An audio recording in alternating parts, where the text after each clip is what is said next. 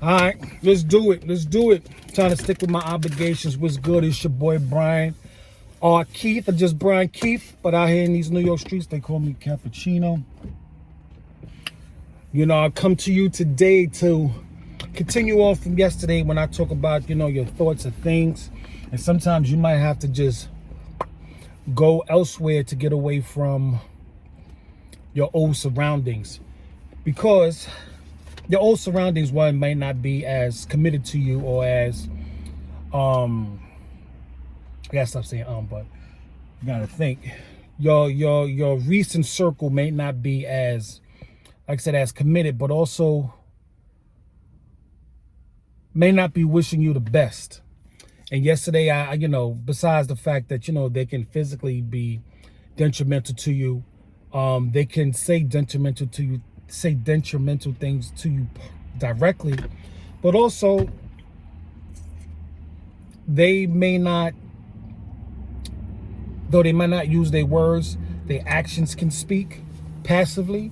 And a lot of times, if not most of the time, it's their thoughts. And why do I say that? Well, yesterday I mentioned the rice experiment. So I had to go grab pull a little notes out because I couldn't remember the Japanese doctor who did this experiment first. Because we are water creatures, just as the earth, as above, so below, like heaven and earth and all of that good stuff. We're 70% water. We are plant-based. We are basically plants walking around here who transmit electricity. And so you don't necessarily have to beat up on somebody to do physical harm to them. Speaking words, being angry and just verbally attacking somebody, you can do damage to them physically, spiritually, mentally, emotionally, but also your thoughts can ride that frequency from one being to the other being. And just as they say, when you talk to a plant and a plant is in good conditions or good surroundings, it can flourish. Or if a plant is in bad surroundings, it can die. So we are plants. We are electrical plant material. So back to this Japanese doctor. His name is Dr. Masaru Emoto. And he did a love-hate experiment with rice. So he put them in jars, 3 different jars. One was and he left the tops open. So one jar had was love, the next jar was hate, and the last jar was just ignored. After 30 days of speaking pleasant things to the love jar, that love jar basically stayed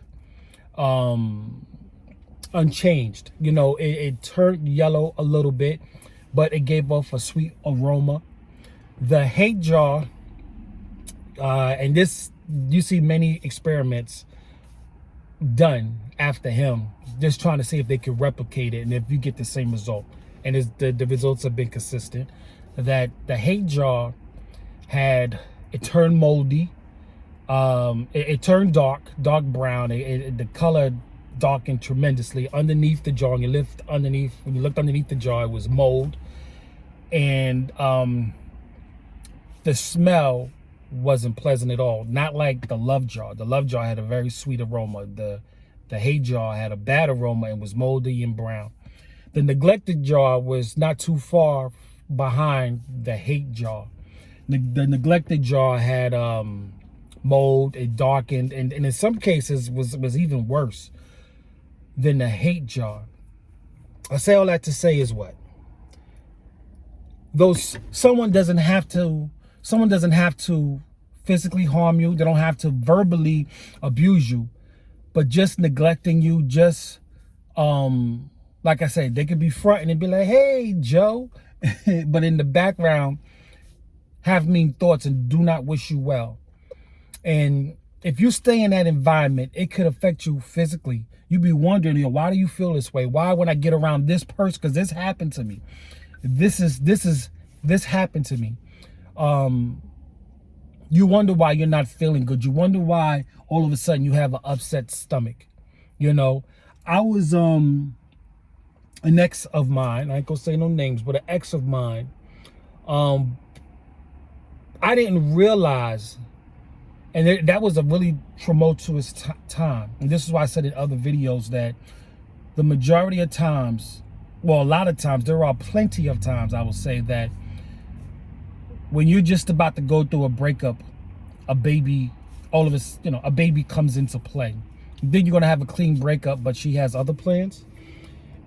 So I didn't realize that this pain, this splitting headache that I was experiencing, I didn't realize it was because of the ex situation. Subliminally, my body was going through stuff. Now we was going through stuff, you know what I'm saying? But I didn't realize how much damage it was doing to my body, how subconsciously I was going through it. Until one day, you know, I was doing fine and going about my business, and she showed up in this sharp shooting pain, just boom, hit me like a Mack truck. And I was like, this is where it's coming from. You know, I didn't put two and two together until that one day. I'm fine, and then all of a sudden, she comes into the room, and boom, explosion in my head. And I said, this is where it's coming from. It's a stress headache. It's a stress headache. You know what I'm saying? And like to go back to the lady who saw all, my friend's godmother, who's spiritually inclined. You know, she said that she thinks someone put a spell on me. Like I said, I feel maybe it's my ego, maybe or maybe it's my self-confidence, whereas it's not high enough. But I was like, I don't think people cared enough to sit around and have these ceremonies for my downfall. I've always believed that people didn't think well of me, you know, or thought that maybe, because I'm a Leo, you know what I'm saying? And we walk with a certain nobleness. You know, we walk with a certain glow.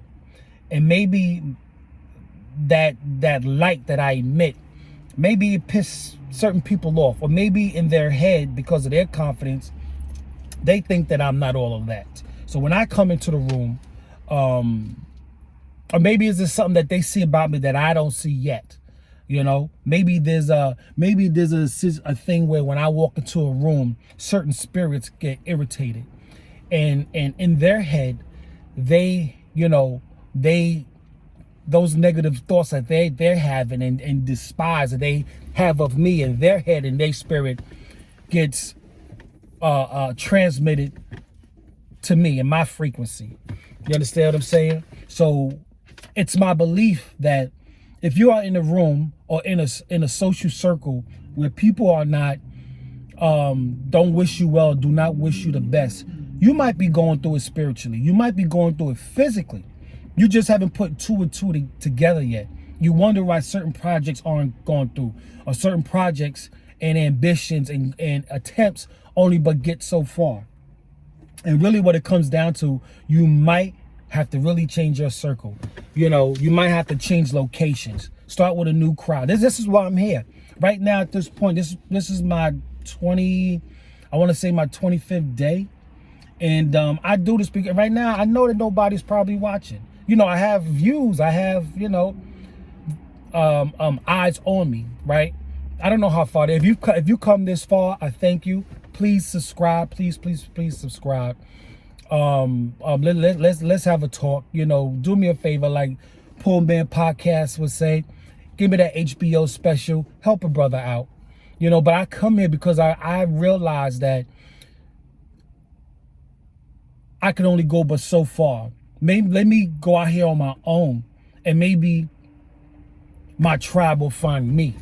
You know, the tribe, perhaps the tribe that I'm born into, maybe it's written that I can't take this journey with them.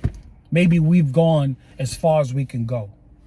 So this is why I'm stepping out of here on my own. You know, I have recording equipment, cameras, studio, and all that stuff, but I put all that together for other people.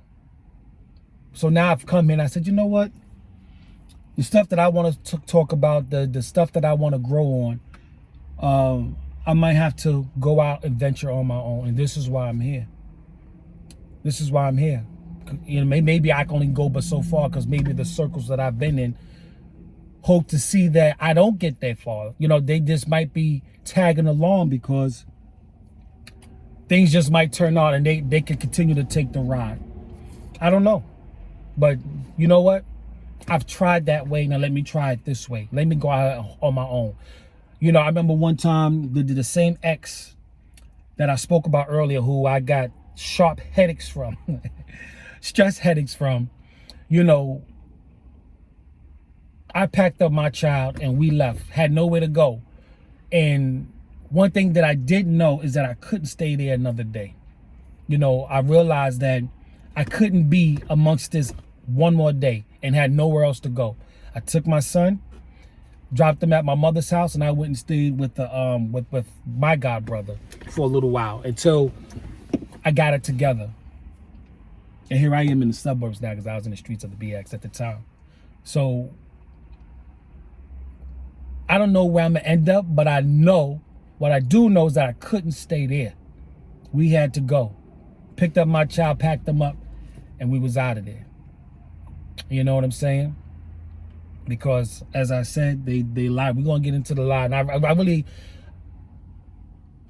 a lot of women, like, I realize they just don't have the same, they're not built with the same genetic code that men are built with. And they don't have the same character men have, you know. And I realize that they're moving on survival, and regardless of what that is, whatever that takes. And even if sleeping with your enemy means her survival, she will do it. You understand what I'm saying? She will do it. If it means having kids against your wishes, she will do it. If it means leaving her kids for her survival, she would do it. You understand what I'm saying? We'll get more into that later, but for your survival, which is my optimal goal, is to make you a better man so you can make better decisions. You understand what I'm saying? That's why I'm here. I'm not here to shoot down, as my man Black Ram would say, the B-dub. I'm not here to shoot her down. But if I say a time or two, she ain't S-H-I-T, trust me, I say it because I come from a place of experience. And maybe it is what I chose, and maybe I could have made better decisions. And I would say yes, but I didn't have the information to do that. And this is what I'm trying to do here. I'm trying to give you the information to make better decisions.